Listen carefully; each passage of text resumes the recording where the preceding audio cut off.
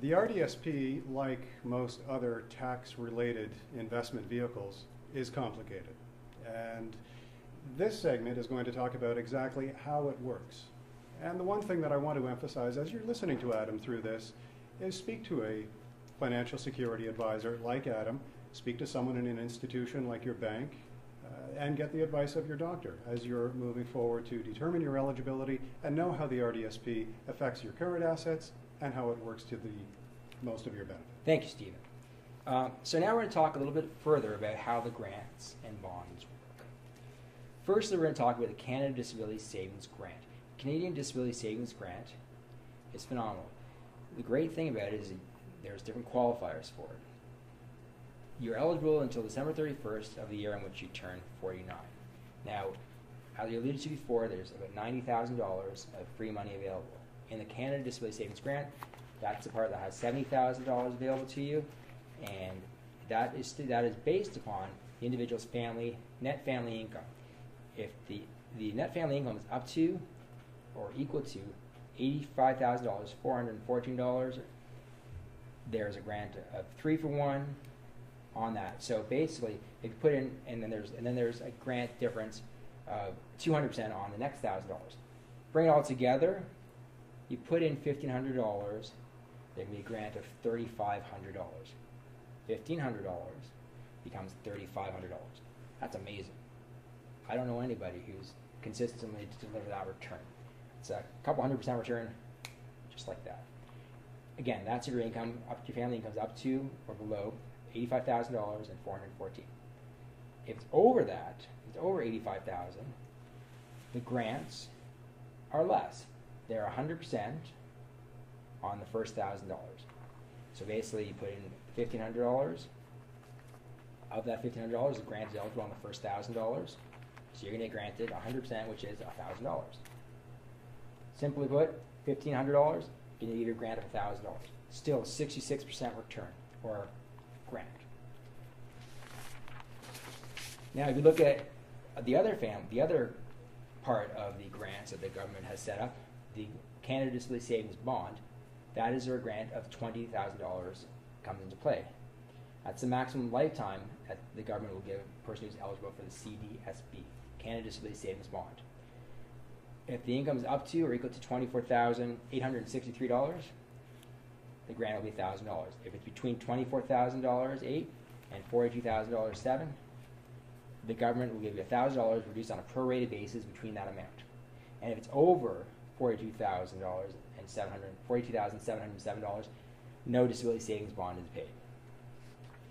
The income, again, is based on the family net income if it's a minor, as we discussed previously. If it's over the age of 18, it's based on their family income. Individual or spouse combined. Now, if we move into how the RDSP works, there's lots of different investment options we can do with the RDSP.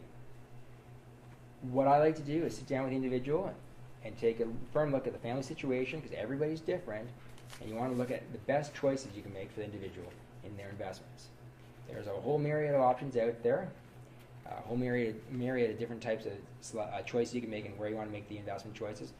Typically, this money is for long-term, minimum of 10 years. Ideally, it's for long-term life. You don't want, it'd be best if you can let it grow and snowball bigger and bigger over the years. So you might want to look at something, a nice portfolio. We can talk about that, how it's done. But there's equities, there's bonds, there's a money market. It all depends on the situation. We'll have a thorough conversation to decide the best strategy for the entire family. Now, we put the money into the RDSP, and we contributed however much we contribute. It's grown to whatever it's grown to over the years. Say it's a couple $100,000 if it started when it's young, and you contributed a certain amount of money, and this investment in vehicle has grown to a couple $100,000, or whatever it's grown to. The amount doesn't matter. If it's in the RDSP, it's time to get the money out after you hit the age 60. Once you've gotten to that point, you have two choices to make. You have what's called a lifetime disability assistance payment or a disability assistance payment. The difference between the two is that the lifetime payments, the LDAPs as they're called, LDAP, are recurring payments that go to the continue to the beneficiary's death. Essentially, it's an annuity specifically set up for people with disabilities. Now we take the other one, the disability assistance payment, the DAP. Those are amounts that the individual or the family, on their behalf, with their consent, will take out in lump sums. The RDSP withdrawals are made up of contributions, income, and growth, and grants and bonds. Excuse me. These contributions are not taxable, but the growth is. But it's taxable at the individual, the plan holder's tax rate.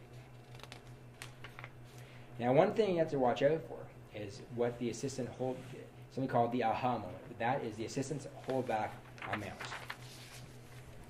Now, if you're ready to take the money out of your RDSP, you got to consider the AHA moment, the assistant's holdback amount.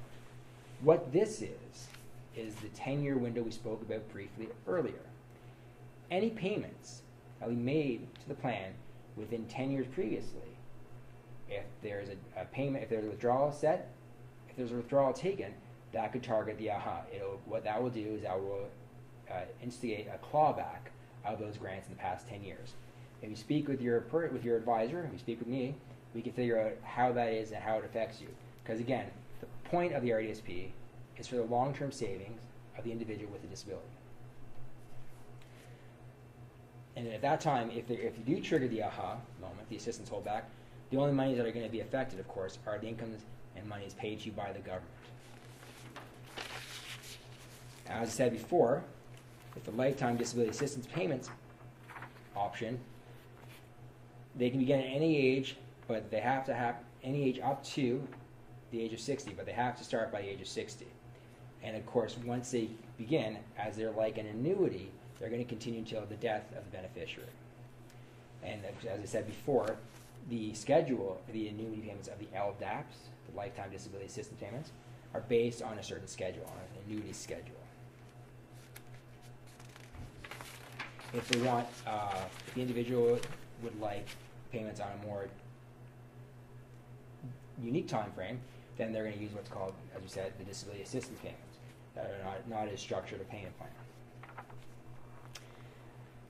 They can be requested at any time by the beneficiary or one of the holders of the account, and then they will be sent to that the beneficiary.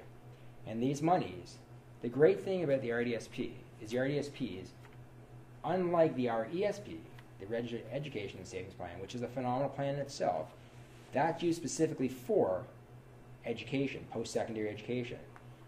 The wonderful thing about the RDSP is that the RDSP can be used for anything. It can be used for vacations, it can be used for purchasing homes, it can be used for education or anything regarding there. Essentially, whatever the individual and its caregivers, their caregivers choose. Thank you.